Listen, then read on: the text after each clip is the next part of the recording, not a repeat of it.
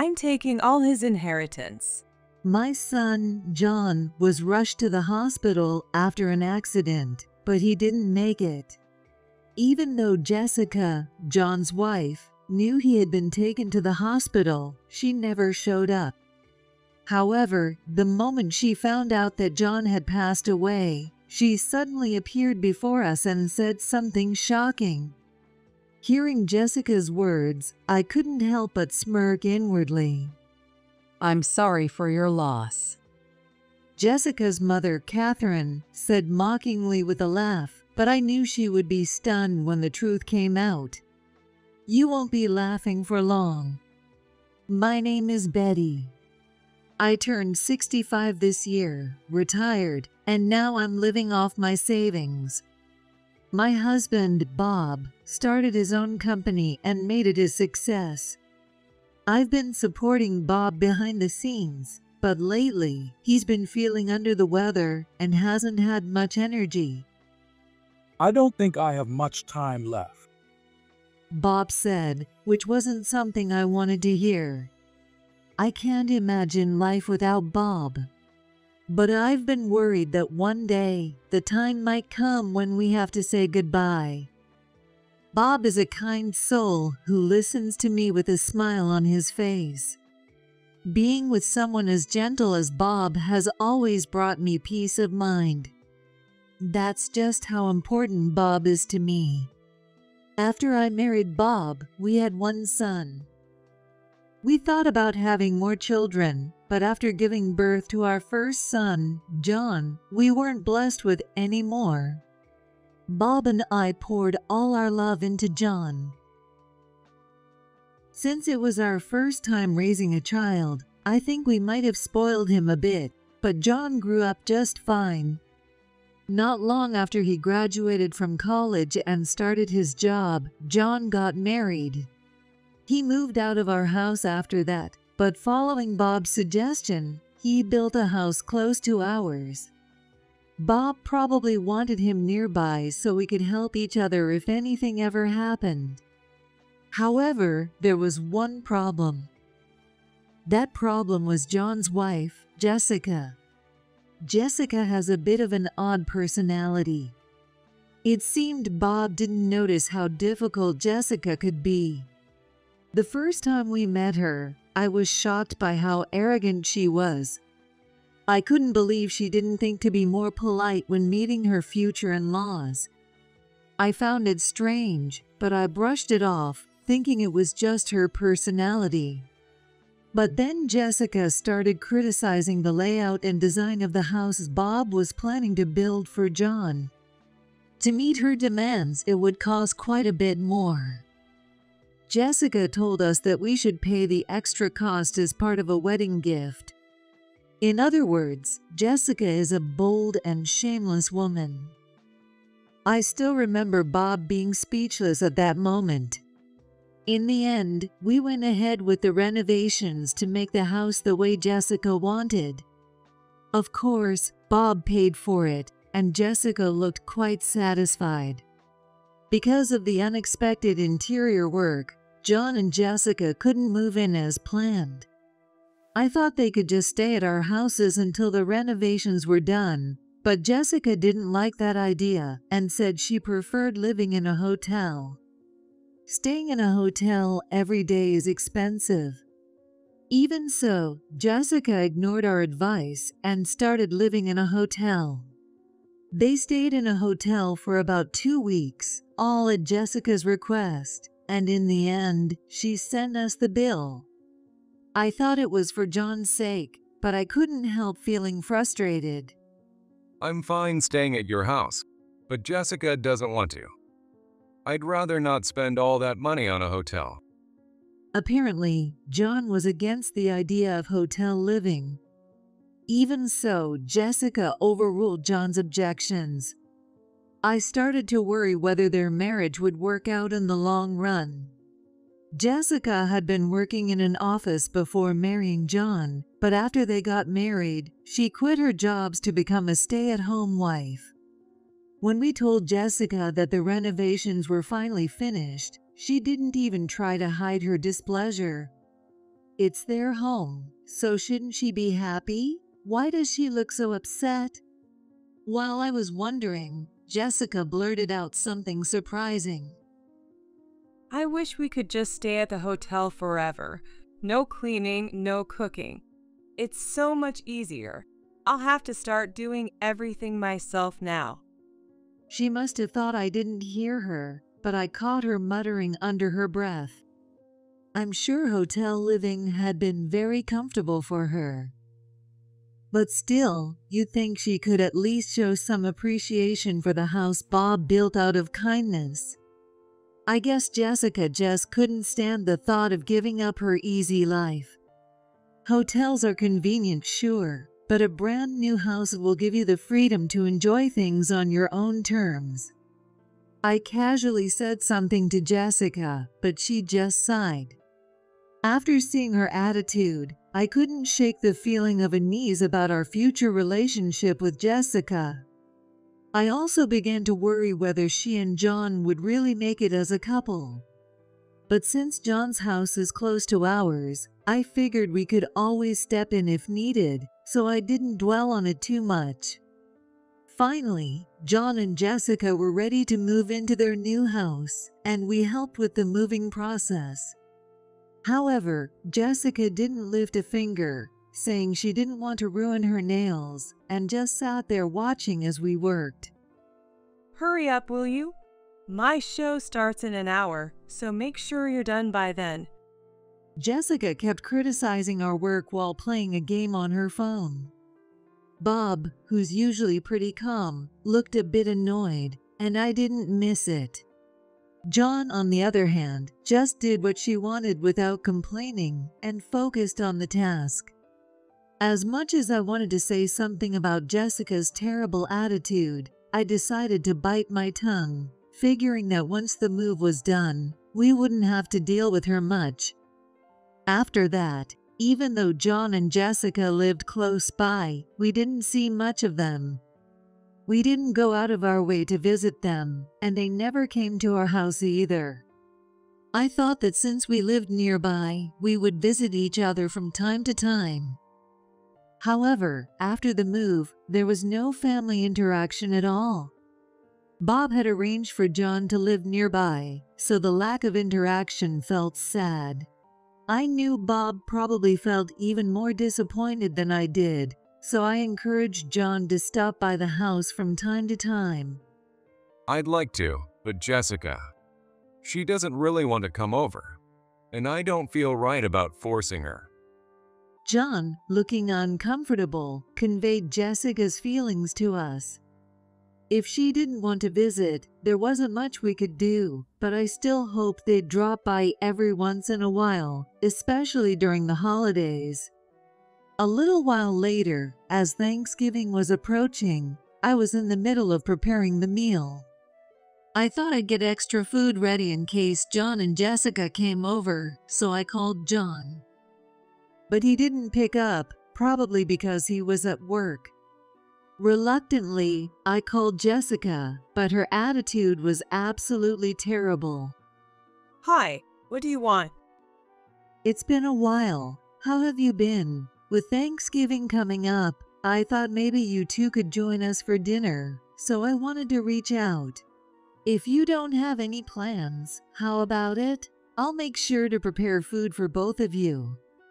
Even though Jessica's tone irritated me from the first word, I tried to keep calm.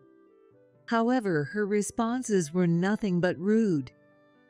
Why would we spend Thanksgiving at an old folks' houses? Don't say things like that. It's bad luck. We already have plans and we're busy. There's no way we're coming to your house. Jessica treated us like old people and even laughed at us. If I was going to get treated like this, I shouldn't have called in the first place. I regretted reaching out to her. I'm sorry. I didn't mean to be so thoughtless. Of course, you're young and have plans. Just forget I mentioned it. Well, I guess we could drop by for a bit. Are you going to give us spending money or something? If you give us some cash, I suppose we could come over for a little while.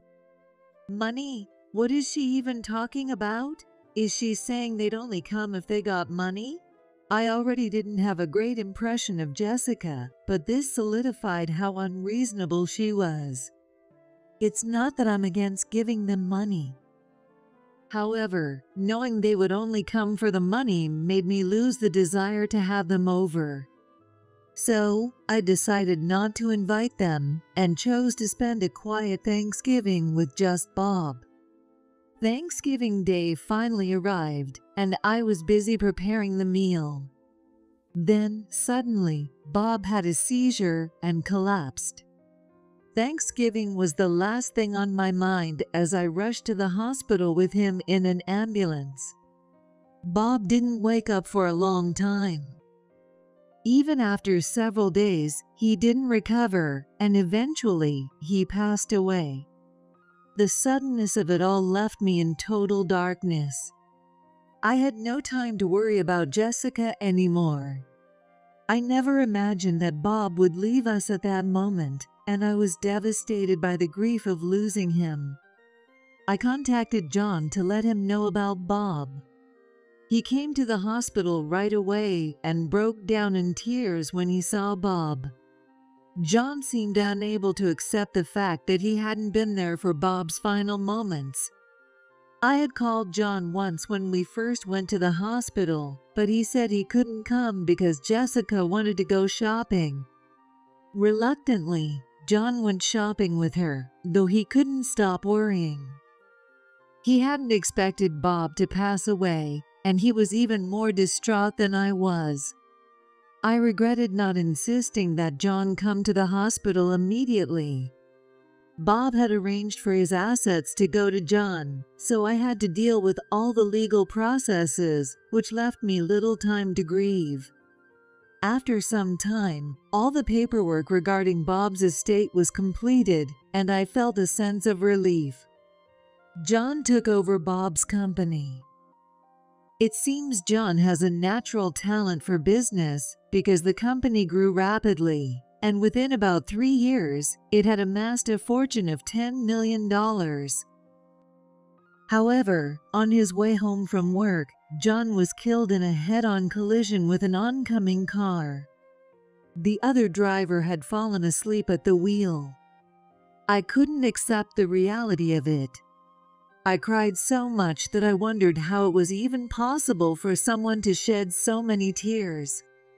Losing Bob had been heartbreaking, but I knew eventually that time would come. But the thought of John passing away before me was something I had never expected. When I found out John had been taken to the hospital, I rushed there immediately, but Jessica was nowhere to be found. I tried calling her, but all I got was her voicemail. While I couldn't reach her, John passed away. Even though she had treated me and Bob poorly, I thought Jessica at least cared about John, so I was shocked she hadn't come to the hospital. Surely Jessica must have known about John's condition.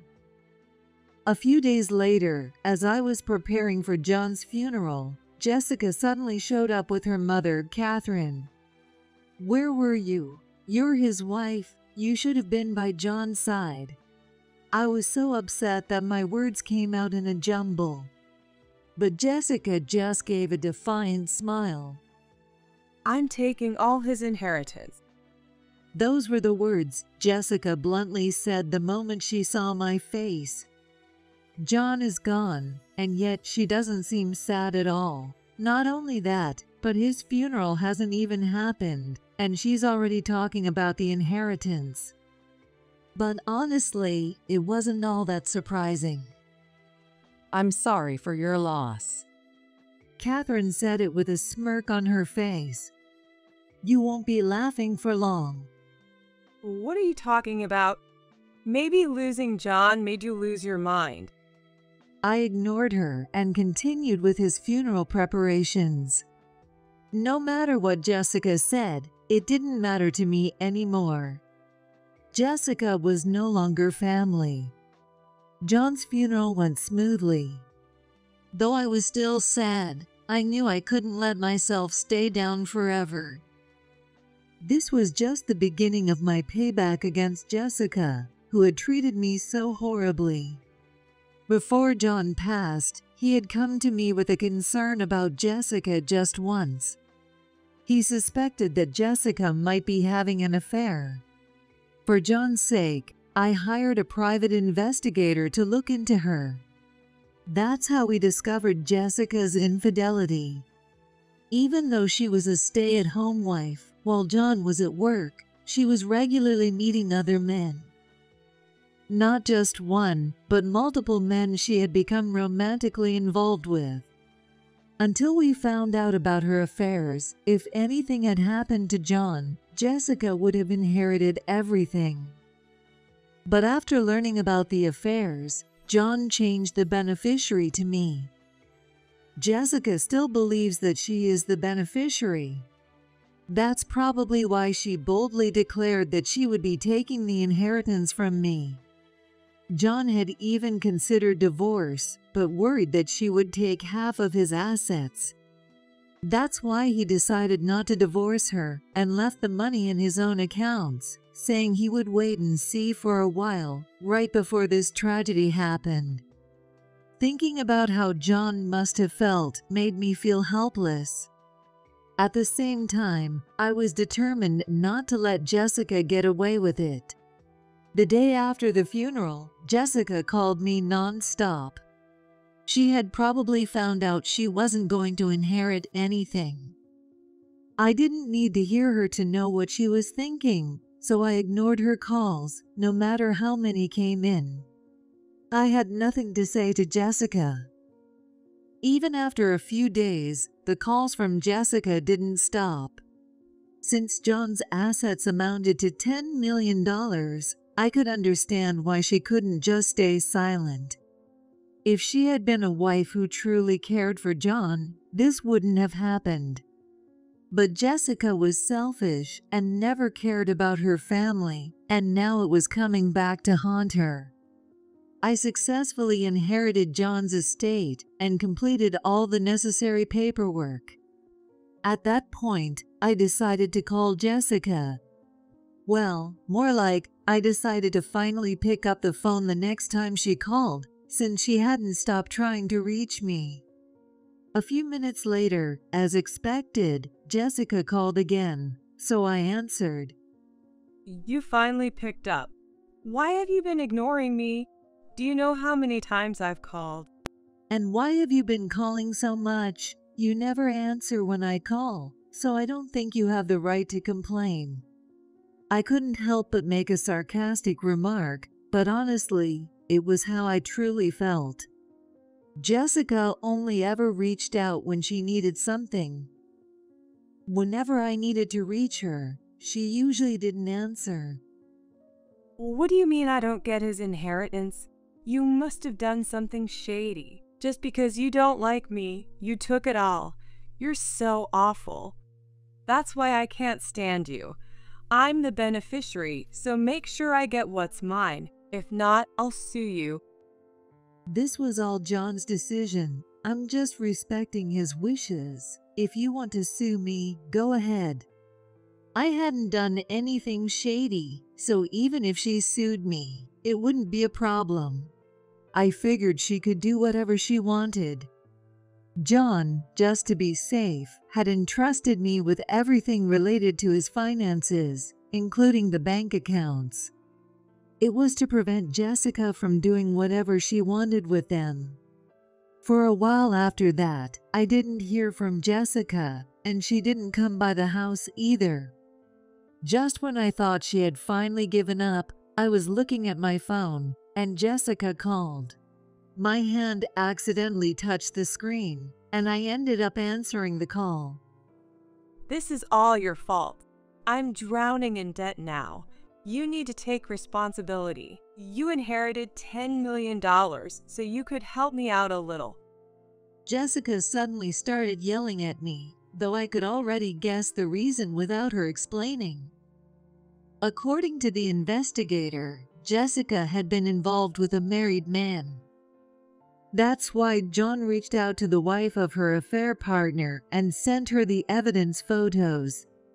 While I expected the woman to be angry with John, she was actually grateful to him and said she planned to divorce her husband, who was Jessica's affair partner. On top of that, she planned to sue both Jessica and her husband for damages. Jessica's debt likely came from paying those damages. I was just having some fun, not cheating. But now I've got 3 people coming after me for damages. You're the one who told the wives, right? She said she heard it from someone, and it had to be you. You're the only one who would do something so outrageous. 3 people? What does she mean by that? I was confused by Jessica's words. As far as I knew, she'd only been involved with one man. From what she was saying, it seemed like there was more than one married man she had been seeing. I understood that being sued by 3 people must be a tough situation. But I had no obligation to help her. Why is she asking for help now? I have no idea. Did you do something to deserve being sued for damages? I didn't say that. They probably just misunderstood, thinking I was doing something more than just having fun. There's no way I would cheat. It's all your fault that it got out. When you say it got out, you mean your affair, right?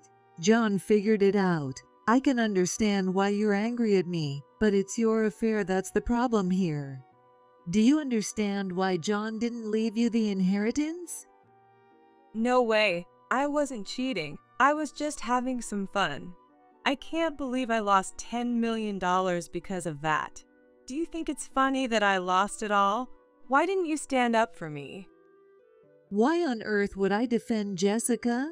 She hurt John deeply. There's no way I would ever take her side. How can she be so oblivious? Why should I defend you? You treated me and Bob terribly and betrayed John. There's no reason for me to help you. I'm your daughter-in-law. You should be trying to keep the family together. Can you really call yourself a parent? Everything Jessica had said and done so far made it clear she didn't see me as a parent. How convenient that she's only calling me family when it suits her. I can't keep up with her nonsense anymore. We're not family anymore, so stop relying on me. Nothing good comes from being involved with you any longer. I'm not giving you a single penny, so stop contacting me. I hung up the phone, wondering if I had gone too far. It wasn't my intention to be mean to Jessica. Originally, since she had married John, I wanted to treat her like my own daughter. But Jessica herself had made that impossible. It wasn't right for her to blame me. Even after that, Jessica kept calling, but I ignored every single call. There was no point in talking to her anymore. A few days later, while I was doing the dishes, the doorbell rang. Since I wasn't expecting any deliveries, I felt uneasy about who might be at the door. Given the timing, I had a bad feeling that it might be Jessica. As I cautiously approached the door, I heard what sounded like Jessica's voice and tried to quietly return to the other room. I know you're in there. There's no point in pretending you're not. Give me my money back. That's my money, you thief. What's the big idea? Taking Jessica's money. Get out here right now. I quietly returned to my room after hearing those words. Jessica had brought her mother, Catherine, with her. I immediately called the police. Jessica is no longer family, and having her show up at my house was nothing but a nuisance. I stayed inside, waiting for the police to arrive without stepping outside. Suddenly, I heard a loud noise coming from the entrance. It sounded like something had broken. Did they break the potted plant Bob cherished? Even though I thought that, I wasn't sure what they might do if I stepped outside, so I stayed put, hoping the police would arrive soon. After about 10 minutes, the police finally arrived, and I spoke to them through the intercom. They asked me to come outside, and when I did, I saw Jessica being restrained by the officers. The police wanted to hear what had happened, so I invited them inside to explain everything. As I recounted the events with Jessica, I felt a wave of emptiness wash over me. If only I had convinced John when I first realized Jessica's true nature, maybe he wouldn't have suffered through her infidelity and died with that pain. Even though I knew there was nothing I could do now, I couldn't stop my emotions from overwhelming me. Take your time. When I was at a loss for words, the police officer kindly offered some reassuring words. I took a deep breath, gathered myself, and finished telling them everything. If anything else happens, don't hesitate to call us. After listening to everything, the police officer said that and started to leave. When I walked them to the door, I noticed Bob's potted plant and some decorations near the entrance had been broken. When I told the police that it was likely Jessica and Catherine's doing, they said they would investigate. Luckily, I had a security camera at the front door, so I handed over the footage to the officers. I never thought the camera would come in handy like this, but I was relieved that I had installed it. I didn't care if they tried to hurt me, but breaking the plant that Bob cherished was unforgivable. It was just a potted plant, but to me, it held precious memories. My anger toward Jessica only grew stronger. While I was speaking with the officers inside, Jessica and Catherine had been taken into custody. That woman ruined my life. She needs to pay for this. She's the worst for destroying Jessica's life. Apparently, they had been yelling as they were taken away. The officers, unsure of the situation, but sensing it wasn't normal, decided to take them in. They were also concerned about the broken plant at the entrance and felt it wasn't safe for me to stay alone with them outside the house. Jessica and Catherine were later interrogated by the police. Although she denied it, the security camera footage was decisive, and Jessica was charged with property damage. It seems she won't be able to get out for a while. Catherine, who was just there with her, wasn't charged with any crimes. Jessica not only failed to take care of her own family, but she also destroyed other people's families. On top of that, she even damaged things in my garden. I was relieved when I heard that she would be held accountable because someone like her shouldn't get away with that. According to the police officer, Jessica had been involved with 3 married men and was being sued for damages by all 3 of their wives, which left her in debt and emotionally unstable. But if she were truly mentally unstable, she wouldn't be able to explain herself like that. I silently listened to the officer's explanation, thinking about this. In the end, Jessica's claims were dismissed, and she was charged. I likely won't be seeing her for quite some time. And honestly, I have no desire to deal with Jessica again in the future. As for Catherine, she had been counting on John's inheritance and had already bought a new car and started the process of purchasing a house. However, once she realized there was no inheritance coming her way, she was left to pay the loans with her own income.